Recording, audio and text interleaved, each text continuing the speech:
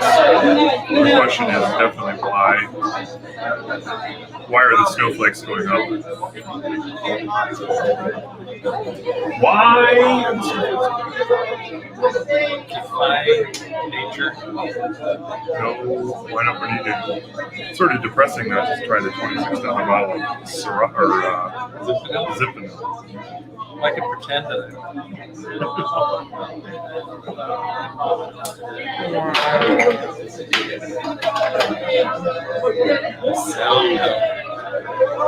Pretty bitchin' label.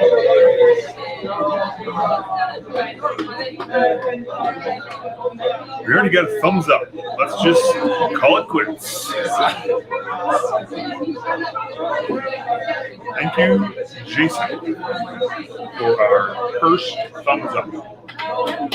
If we don't get to 10 people in 29 seconds, we're quitting. Hello, Andre.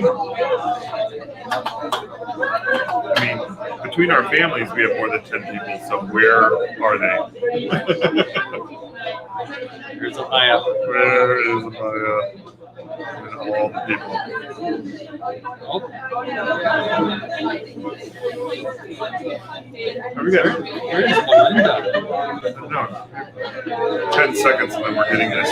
Melinda usually great. It's true. Maybe she's got something more exciting to do these days. All right, let's get this show on the road. Woo! Woo! Welcome everybody to the 41st edition. Is it 41st? 41st. 41. 41st edition of the Barriques Coffee, Wine, and Treat Show. I had this eerie feeling like deja vu when I was going out to when I ordered pizza and outside it's cold, and I just remember the first couple of times of actually doing the show, and it was cold, and it's hard to believe that we're here we're gonna hit a year. Yeah. Weird. Coming up on it. Yep. So a bunch of pretty fun things to talk about tonight. We have our first white wine special of 2021. Very appropriate since in Madison here it's 37 degrees. It's a heat wave. Just in time for the heat wave. Just in time for the heat wave. We've got a Pinot Gris from Washington for you at a price that we do a lot of January specials that are inexpensive because we know, the holidays can be expensive times and your wine racks are empty. A fun Cali Zin that is not inexpensive but fantastic. A bunch of tastings, a little coffee deal, and a little opportunity. Finn and I are going to get a chance to try for the first time a new coffee of ours that has a little bit of a twist. So yep. Let's leave the twist for the end, but let's get going and talking about the wine. So Lone Birch, and as you had pointed out to me when I was getting this thing all set up, got a much needed facelift. Yes. The bottle, the packaging on the old bottle of the Lone Birch Pinot Gris looked much more like the Lone Weeping Willow. Yeah, it did look like a willow tree. Yeah, it was terrible. I mean, not terrible, but just it was. This is better. Yeah, it says birch tree. It says, and it actually looks like a birch tree. Not the only one terrible. It's only terrible in context of the fact that this is a lot better. Kind of a small birch tree. Yeah. Comparison to the 70-year-old birch tree in reference. True. Yeah. Yes, this is named after. It's a brand that's created by an estate in the Yakima Valley in Washington. Prosser, Washington. The tree was planted by 70 years ago by the great grandfather of the group that owns this property and winery and so forth. And it's kind of their homage to, making sure that the current generation keeps an eye on nature and taking care of the land and all that kind of good stuff. Maybe talk a little bit about this Pinot Gris. When the way these things kind of work is we try these wines a little while back and we decide, hey, these are great. Finn writes up some notes and then I sort of take it from there and get things ready to make it presentable to you guys. You used the word though that I struck from the text. Do you know what it was? I'm sure it was oily. Oily. Yes. Why the hell did you call this oily? Who is going to buy an oily wine? Oiliness refers to not that it's oil, but it's just more of the visceral texture that or visual texture you can see in the glass. Yeah. Where it clings inside the glass. It doesn't dissipate like a Sauvignon Blanc. It has way more fruit content. Sure. But in comparison to a lot of the Pinot Gris that we've offered as specials before and stuff in the past, this one is just aromatically so much more bright. It really is. It's refreshing. It's Totally. You come home and you want to kind of wake back up again. This is a good Pinot Gris to kind of kick your night off with. Yeah, I said, all joking aside, 37 degrees in January is a little unusual. It feels like when you walk out, it doesn't like punch you in the face these days. So it's funny that you called me out on that, because when I wrote it, I was like, I'm going to see this is going to get struck out of the out of the text. that was out of there. No one is going to buy an oily wine, but hopefully now that we have talked about that, you understand why he used the adjective that he did. And I would call it just like it's almost a mouthfeel thing too, and it is I don't have a good backdrop for people to see, but all the way around the glass you can see the legs dripping down. I mean, it's very slow. It really has good fruit weight. And I would say maybe not as acidic and completely clean. It's a little more like palate coating, right? Yeah. In a non-oily way. Lone Birch Pinot Gris. $12.99 is what it would typically sit on our wall of 100 at. It is $9.99, which is a pretty sweet price. Super sweet price, actually. Like everything that we talk about tonight, the Lone Birch is available for sale on the barriquesmarket.com website. You can just search under Lone Birch and you will find it because it's the only Lone Birch product we have. It's the Lone Birch. It's the Lone Birch. It is also listed under events and CWT for the Coffee, Wine, and Treat Show, which is what you are spending your Wednesday night at 7 o'clock watching right now. Under the January 13th show section, all the stuff that we're going to talk about is there. You can grab it. Now, this thing's like, I did grimace a little bit when I saw Pinot Gris because it is January, blah, blah, blah, blah.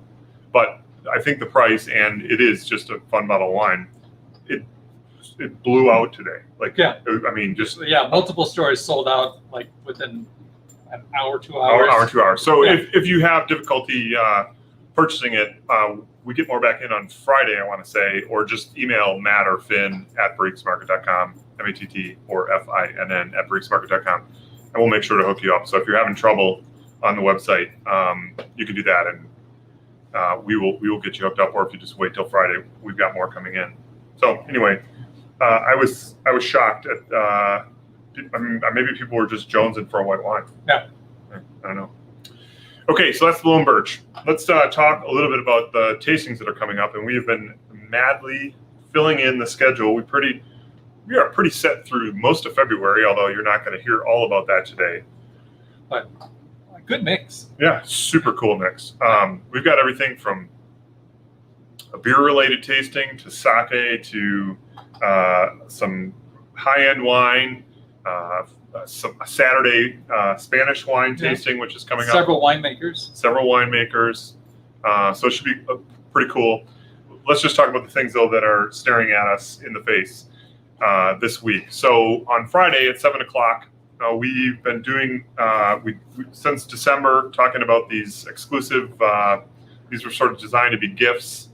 We've got the Four Graces tasting this Friday, 7 o'clock. Winemaker Tim Jones, who some of you who were with us at the Acrobat canned wine tasting will recognize. Super nice guy. This is really, though, like his, the canned wine is one thing. It's like canned wine. This is definitely. This is what he puts his passion. Yeah, his passion.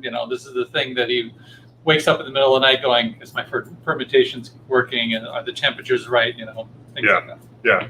So that's $99. You can still, in fact, somebody just the other day grabbed one. It's 4 different bottles of wine. We've been talking for quite a while now about the Pinot Blanc. We think it's going to steal the show, but we'll see what happens. I actually now even think more so, given what happened with the Pinot Gris today.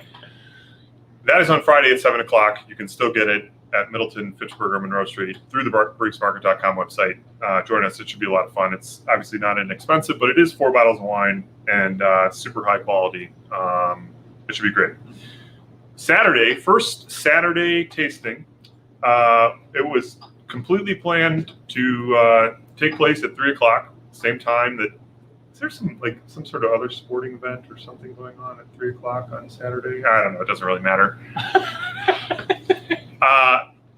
We scheduled it at 3 o'clock on Saturday because, of course, well, not of course, it's a Spanish wine tasting, the Frontonio Spanish wine tasting. We have Fernando Mora, who's the winemaker.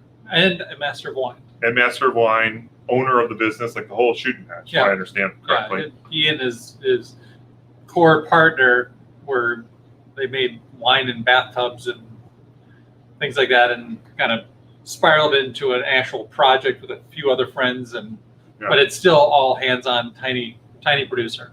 Not in a bathtub. No, not in. No longer made in a bathtub. That actually kind of creeps me out. Anyway, that is Saturday, and the reason we did it Saturday is because Fernando is in Spain, and we of course have quite a time difference. So we're going to be doing that at 3 p.m. Saturday. That is 10 p.m. In Spain, where he is going to be speaking to us. There are a couple different options for this tasting. We've been doing this for the last month or so just to give you as economical of a way to participate in these virtual tastings as possible. The 2-bottle set is $33.99 is what both the initial base pack is, and then you can add 2 additional bottles, either one of 2 additional bottles or both, for some additional bucks. But it's pretty expensive to participate, given that you're getting a chance to spend an hour and a half with a gentleman from over in Spain who makes these things. They are definitely his passion. They are some of the best labels in the wine business, I would have to say. Yeah. I love everything about them. Yeah, 2 of these wines, I mean, it's like less than 1,000 6-packs made. Yeah. So the Supersonico, and the names are great. I mean, the branding on this stuff is awesome, and the wines are great as well. Yeah, the wines are. I like the Macabeo a lot. Yeah, we tried that last week on air. Man, it's totally smoking. So that is Saturday. Still opportunity to get that. Next week on Thursday, we are doing another wine and trivia. We're going to try to do these every third Thursday. Again, it's 5 rounds of trivia with somebody who kind of, I'm not going to say he does do this for a living, but like he's as close to a professional trivia guy as you get, Martin Lee. He will be basically creating the questions, walking through this whole thing with us. And there are 5 different options then for the wines. Basically, a 2-pack is kind of a base, like you've got to do that in order to get the link, come and participate. But then there's additional bottles, 5 total, that will allow you to have a new taste for every round of the tasting. So as he's compiling results, we're going to taste some wine, talk a little bit about it. I recommend working in teams. Definitely want to work in teams. Especially if you get 5 bottles, you definitely want to work in teams. Yes. Your scores will probably do this, although mine actually got better. I think maybe I started paying more attention, or I don't know what the deal is. But $29.99 is what the price is to participate in that. Next Thursday, 7 o'clock. It should be a lot of cool. It should be a lot of fun. And then Friday are really sort of the end of these exclusive tastings, the highest end package that we put together. From Ridge Vineyards in California. It's $150. There are still some left. And funny story, we gave this to my dad. Yeah. Did you hear about this? Yes. And the other night I happened to be over there, and he's like, "Hey, do you want some wine?" I'm like, "Sure." And he starts pouring it, and I see the bottle. I'm like, "Dad." I was like, "That's the Ridge Cab. Like, it's the big boy cab that we're gonna try." So we're gonna see if we can get him another one. Yeah. But that is with Eric Bauer, who is the COO and winemaker at their premier vineyard site, the Montebello vineyard site. You'll have a chance to hear all about. I mean, it's a very historical site for sure. California. So, I mean, the brand, like when I think of us as a wine business in 1998, of the handful of brands that like I distinctly remember us like stocking and carrying. I mean, it was the Zinfandel time. I mean, Ridge was just right there. Yep. 100%. So we have a good friend of Barriques, somebody who you will all recognize, Michael Prey, who's ready to join us. He is done bathing his children and has eaten. He was just picking his teeth. We'll make sure that he's ready to go. But he's going to come and talk to us a little bit about Ridge and kind of what you all can expect. Go, hey Mike. Guys. How you doing? Michael. Good. How are you guys doing? Super. Cool. Super. Thanks for joining us again. Happy to do it. Yeah. So Ridge Vineyards, tell us something that maybe we haven't talked. We've been talking about this now since early December. Obviously, sort of one of those storied California wine brands. Why is it sort of maintained over the last 20, 30 years such prestige and interest, I guess, in those who really know wine? Sure. So the site that they're on is Santa Cruz Mountains. That's kind of their home base, right above Silicon Valley. And it was actually an estate in the 1890s. And I think an Italian family that ended up settling in Napa had originally settled in the Santa Cruz Mountains. So it's historically been a very highly regarded site, the Santa Cruz Mountains. And it was kind of a dysfunctional winery until a bunch of Stanford professors decided to buy the estate just to make some wine on their own on the weekends, because they're down at Stanford working and they go up into the Santa Cruz Mountains on the weekend. And this is back in the 50s. And then they started marketing their wines a little bit, kind of realized that they had something pretty precious. And really what put Ridge on the map are the things that happened in the late 60s. First of all, the label, and you can kind of see it through the middle of the black box in the middle. The label has been the same design since the mid 60s. Yeah. And we all know how people change their branding like every other week just to sort of catch up with the craze. But it's been the same label since they started marketing the modern version of the winery. And the second big thing was a winemaker named Paul Draper, who started in '69, and he retired 3 years ago now. So he worked there almost 50 years. And he decided to sort of make no imported oak. He wanted to own these American oak. He really wanted to make an American wine. So he's one of the first people that just simply said, let's make American version of Cabernet, not try to make a Bordeaux in California or anything of the sort. And I just saw a note from Fred Swanson. Thank you, Fred. So they made their name on Santa Cruz Mountains with Cabernet Sauvignon based wine, so Merlot, Cabernet Sauvignon, Cab Franc, and Chardonnay. And then as Paul Draper is making this American icon Cabernet, which is called Montebello, it sells for $200 or something like that. As he's making that, he also said, well, what's the American grape? So they started finding old vine Zinfandel holdings, mostly in Sonoma at the time, but then they started searching all over California. And so they created this huge portfolio of these amazing Zins, kind of iconic labels. One's called Lytton Springs, one's called Geyserville.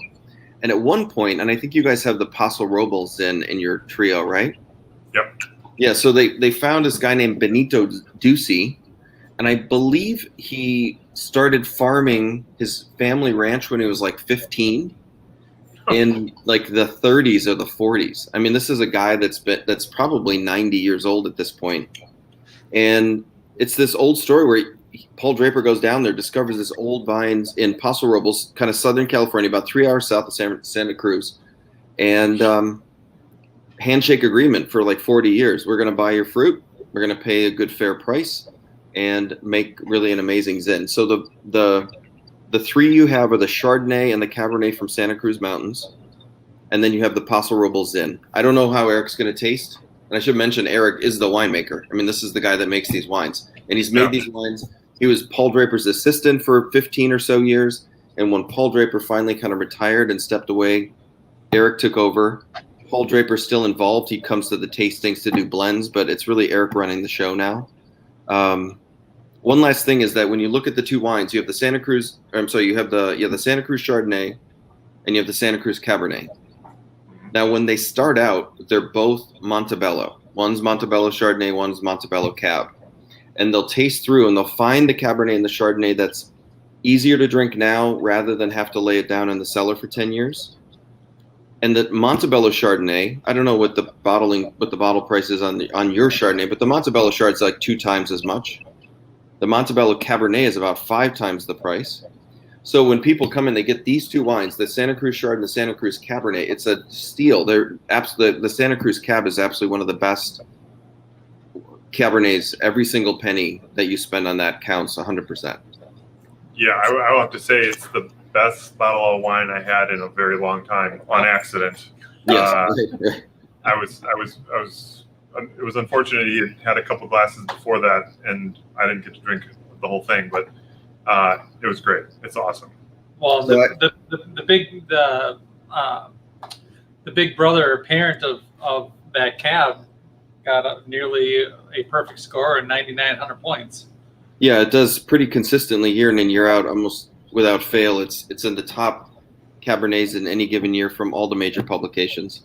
And one last thing, just as a personal note, I have 2 kids, and for each of their birth years, I kind of geek out and try to find wines that I feel like are going to last. And for each of them, I got Ridge. And I only wanted one wine from California, and I got Ridge. I looked at Bordeaux and German wines that last forever, but the only one that I thought would last that I felt like had the pedigree, regardless of when you drank it, was Ridge. So, I personally have loved Ridge for years. I was a member of their wine club until I got married and I had to start paying more bills, so I stopped. But I remember when I called to cancel, she said, "Why are you canceling?" Thinking it was a bad thing. I said, "I got married. I got to pay some bills now." And she goes, "Okay, never mind." I think we did the same thing, like pre-kid. It was several wine clubs, then you got a kid, and it was no wine clubs. Exactly. That's exactly what happened. So, but I love the wines. They're so good. They're so good. Cool. Well, we appreciate you talking about them. We've obviously been saying some of the similar things over the last couple weekends or couple weeks, and it's certainly very special to get Eric on for an hour plus with us to, and we have to thank Michael, because he's the one who actually made the connection for us, because I could pull those kind of strings. Well, thank you. And our guests will thank you. And you all out there are there's still an opportunity to participate. It's next week on Friday, 7 o'clock. The tasting packs are still out there. There's a handful of them, not a ton actually. They're not inexpensive at $150, but as Michael said, these things are a lot of pedigree. Certainly, the cabinet in and of itself is a beast and worth the experience. Should be a lot of fun. Awesome. Cool. Thank you, Michael. I appreciate you joining us. Yeah, thanks, guys. Have a good show. Talk to you soon. Cheers. All right. Cool. Well, can I get a woo? We can get a woo, but I got too much other stuff to do. Just too many, we've got bad sound system here. Awesome. So that is Ridge. We have a tasting in between this, but we did nail down the 3rd edition of sake, which I couldn't be more excited about. When the product started showing up today, they're just, the packaging on these things is cool. Like the one cups are just. I love one cup. I know this thing is so awesome. This is alcohol. This is not like baby food or like water or something like that. And Ryan Mellinger from Jodo Sake, who is going to be our co-host, is great. She's super familiar, obviously, with the product, but just with the process and the history behind some of these brands. Yeah, one of the things with her, and I had talked to her, is every time we've done one of these, we always have people out there with a big plate of sushi going, and there's always conversation about food and what should go with it. So this time, if you go to the website, we will have a list of ideas or things that Ryan specifically pairs with each of these. Food pairings. Yeah, food pairings. You actually won't find it on the website. You'll find that. Sorry. That's okay. When you buy the tasting pack and you get the instructions on how to hook up with us. Okay. Yeah, that's what they'll be. Okay. But we should probably put them in the individual descriptions of the wines because I mean I don't know, when I think of sushi or when I think of sake, of course you think immediately of sushi. Yeah. But that's like one little thing, and She has tons of suggestions for each of these. which the oddest of them is, of course, what's the weirdest one? Do you recall? No. Potato chips. Oh yeah, Potato chips. I mean, who would have thought that but you can see folks over in Japan with their 1 cup sake on the bullet train somewhere and their bag of potato chips. I don't know. I've not been to Japan, but that's what I would be doing. That sounds good to me. That's one of my bucket lists. 100%. I want to go to Japan. Yeah, I do too. I don't have to convince my wife of that, but I would really love everybody that I've ever heard go over there has said really awesome things. And sake is one of those beverages that if you have not had a lot of experience with it, I would super, super strongly encourage you to join us. $39.99 is what the 3-bottle initial tasting set costs. You can add a 4th bottle for some more bucks. And Daejango. Yeah.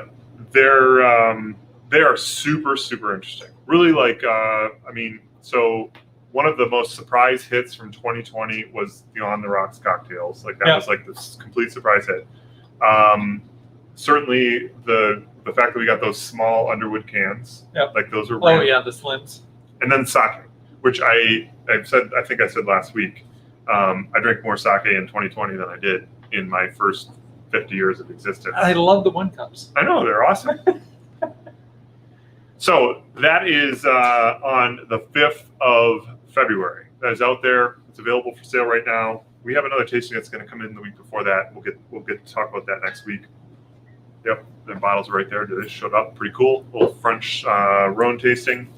And we've got some stuff for Valentine's Day we will also talk about next week. Some really pretty fun stuff. Yeah. Some collaborations with our friends over at Wisconsin Brewing and Schulen's Chocolate. Should be a good time. So that is the run of tastings. Frantonio on Saturday, Four Graces this Friday. You got Ridge next week.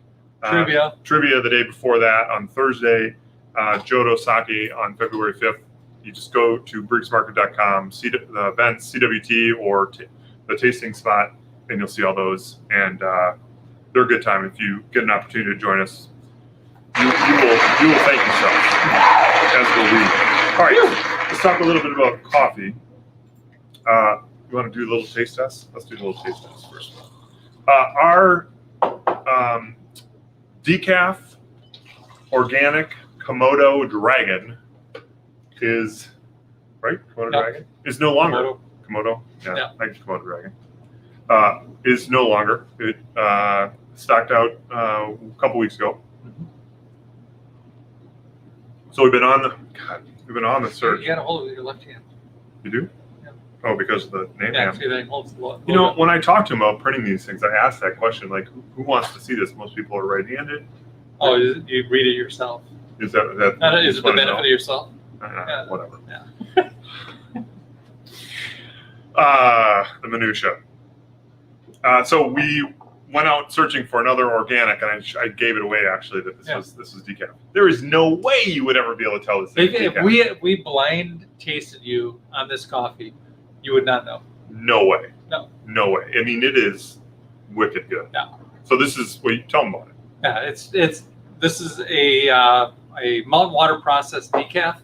For those of you who are familiar with how decaf processes happen, there's the famous Swiss water process or mountain water process, and that is where they extract the caffeine through a water process versus chemically.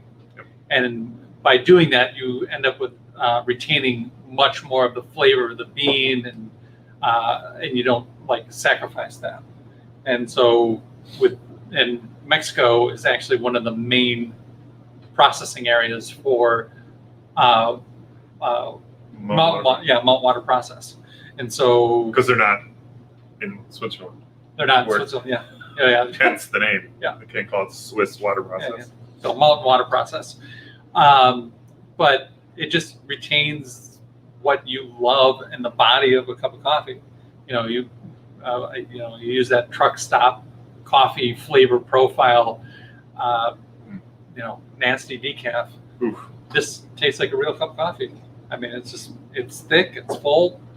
The only thing that Good chocolate. would give it away is the incredible headache and how grumpy I would be a couple hours after drinking it if I had it in the morning and someone tried to hoist it on me. But we can drink it now at Right. 7:30. Right. No So fear. this is a new coffee, so new that it's actually not even on the website, but I figured we wanted to get a chance to try it. It's going to be the organic Mexican decaf. Great labels. Super great, super professional.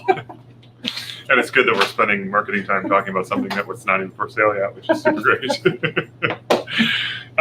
It's delicious though. Yeah. So, anyway. Well, I was excited to try it. I know, so was Yeah. I. I mean, David's been our master roaster has been talking about it for a while, so pretty cool.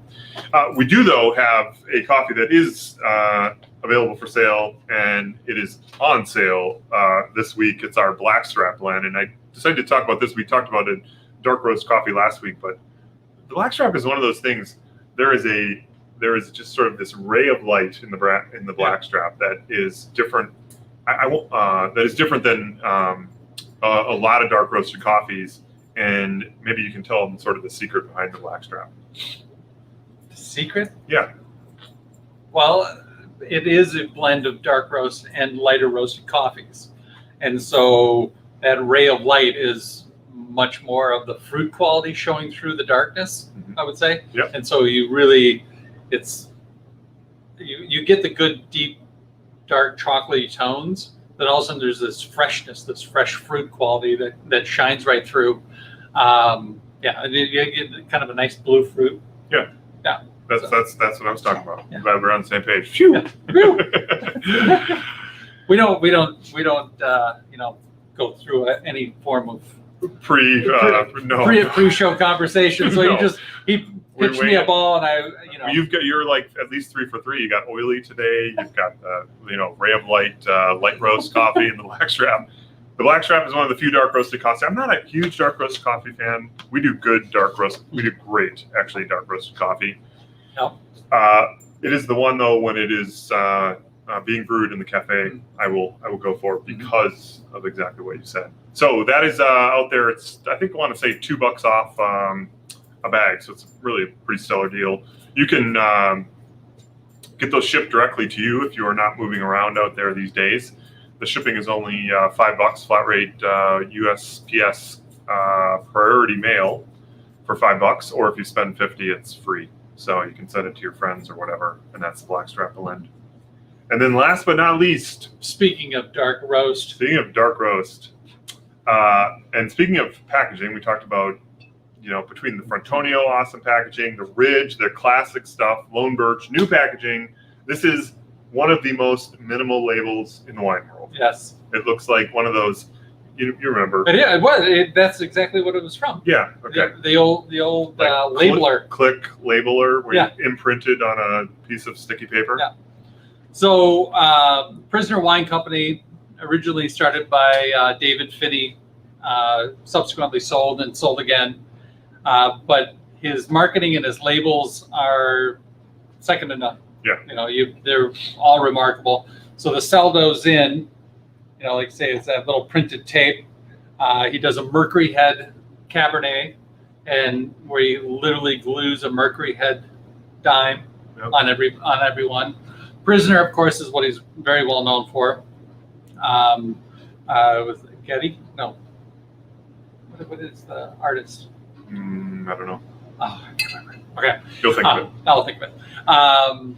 So yeah, all of his labels are very well known. In the wine world, just FYI, this is technically not the front label. This is technically the back label. The front label always has to have the alcohol, the government warning, and stuff like that. So this, when you submit this to the government, this is what you submit as your front label, and this is your back label, even though that's what you see on the Clearly, shelf. yes. You weren't going to throw You it. can't miss it though. No. Yeah, you know what it looks like. And in regards to a dark roasted coffee in the wine world, Zinfandel is the beast. Yeah. And exude at the beast style. I mean, it's inky, it's thick, it's visceral, it's a mouthful. Disappointing that we didn't open that instead of Yeah. Pinot Gris. Well, yeah, I suppose if you're drinking coffee and drinking red wine, 26. Pinot Gris and coffee don't quite go together. No, that's all right. We were talking about this week because put it on sale for a couple bucks. It doesn't usually go on sale because we usually just sell it.